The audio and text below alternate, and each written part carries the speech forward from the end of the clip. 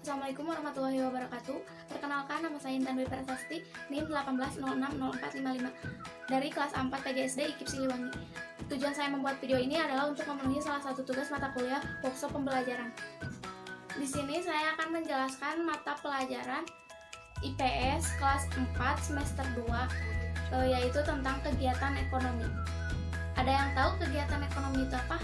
Kegiatan ekonomi adalah kegiatan yang dilakukan oleh seseorang atau sekelompok orang untuk memperoleh barang atau jasa guna memenuhi kebutuhan hidupnya dengan cara mempertukarkan barang dengan barang, barang dengan jasa, atau barang dengan uang, atau jasa dengan uang. Bisa kita lihat contoh gambar ini. Di sini seorang anak sedang memberikan uang untuk membeli barang yang ia butuhkan kepada seorang penjual toko. Selanjutnya ada jenis-jenis kegiatan ekonomi. Yang pertama ada produksi. Produksi adalah kegiatan untuk memperoleh barang. Contohnya, petani menanam padi di sawah untuk dipanen sehingga menjadi beras. Selanjutnya ada kegiatan distribusi, yaitu kegiatan menyalurkan barang. Contohnya, nelayan menjual ikan yang telah ditangkapnya ke pedagang di pasar.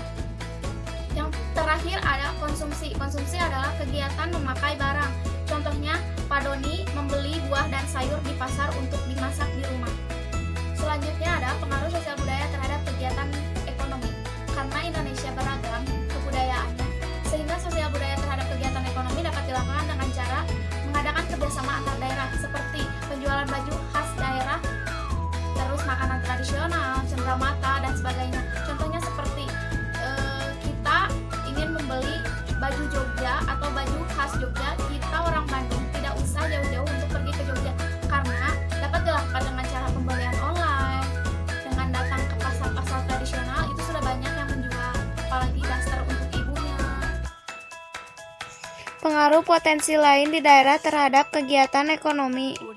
Contoh pertama adalah pantai. Pantai adalah dataran tepi laut yang sering digunakan untuk berwisata. Masyarakat setempat membuka usaha perhotelan, pariwisata, tempat makan, dan lain sebagainya.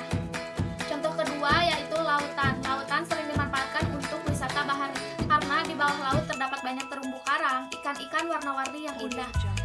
Masyarakat setempat sering membuka usaha penyewaan alat selam, perahu, dan lain sebagainya. Contoh ketiga yaitu sungai. Sungai sering dimanfaatkan untuk wisata arung jeram atau pemancingan. Di daerah setempat masyarakat sering memanfaatkan membuka usaha penyewaan perahu karet untuk arung jeram dan peralatannya, serta alat pancing dan pakannya. Contoh keempat ada danau. Danau sering dimanfaatkan untuk rekreasi atau tempat foto-foto atau tempat piknik. Di daerah setempat masyarakat membuka usaha warung makan dan lain sebagainya.